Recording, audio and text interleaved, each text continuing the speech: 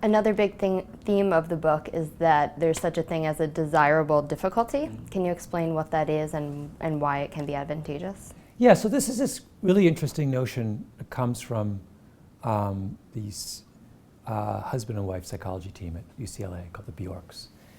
And they started with learning. They were very interested in learning. And the conventional notion with learning is, to the extent that I make your task easier, you will learn more. If I allow you to read physics, learn about physics in a book that is written beautifully and clearly, you will learn physics better than if I give you a terribly written book translated from the German. And they said, well, that's true, but there are exceptions. There are also cases where if I make the task slightly harder for you, you'll learn better. Because if I make it a little bit harder, maybe you'll be forced to concentrate more. Or maybe you'll have to read it 3 times instead of once. And in fact, that's what I want you to do. I want you to read it. I want to force you to read it 3 times because you'll get it. So they began to explore all these areas where you could distinguish desirable from undesirable difficulties. Was there a category of obstacles that had the net effect of making you further ahead?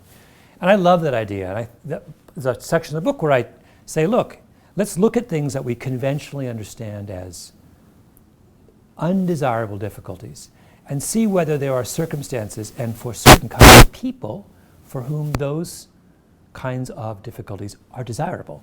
So dyslexia would be a classic example. I have a whole chapter in that book on dyslexic entrepreneurs. There's an example of me writing about the business world. I always forget what's in the book.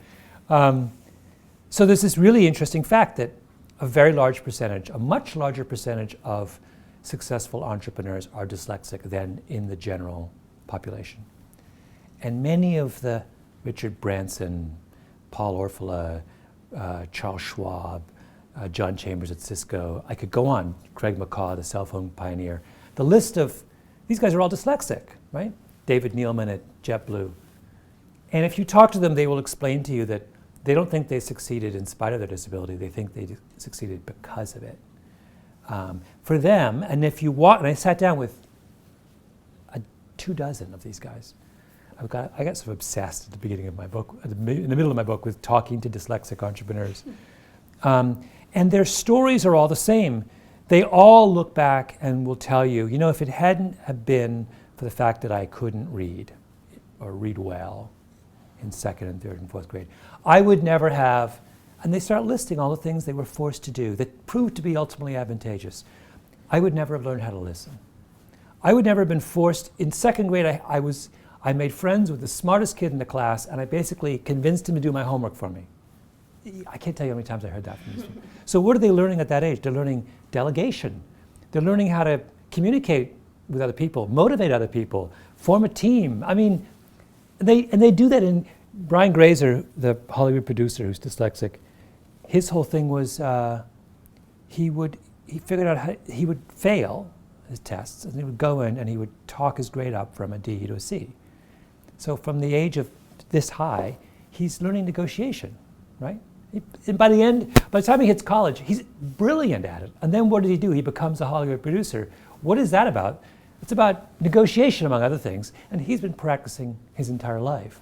So it's this sort of weird thing where he would say, as difficult as my dyslexia was, and for all of these people, their childhoods were not fun. I mean, I interviewed Gary Cohn, who's the president of Goldman, who's profoundly dyslexic. And his childhood just sounds, dark and miserable. No one thought he was capable of doing schoolwork. They thought they were amazed that he even graduated from high school. Despite that, they all look back and they say, it was a desirable difficulty. I was forced to learn stuff I would never even have thought about. So I think that's a really beautiful idea. Definitely, but you also mentioned that there are a disproportionate number of dyslexic people in prison. So what's the perfect storm to make a difficulty desirable?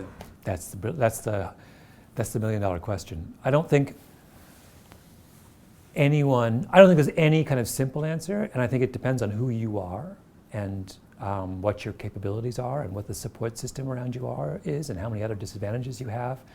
I mean, that's the kind of conversation I want to start with this book. So it's the classic parents conversation. I would like my child to have as few as possible undesirable difficulties and as many as possible desirable difficulties.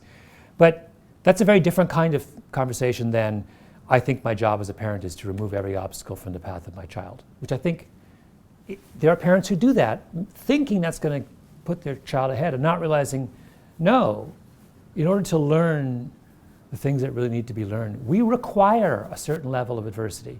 The trick is figuring out what that adversity ought to look like, right? And that's, like I said, something that can only be decided on a case-by-case basis. It's going to be different for you than it is for me, or for any of these, for Gary Cohn at Goldman, who probably has an IQ of 150, and who had a grandfather who totally believed in him and was the person he was closest in. He's got two, and a pretty strong family around him. So he's got three really big advantages, right? Someone believes in him, high level of native intelligence. He can go through a lot of hell at school and still come out okay. But now imagine someone who didn't have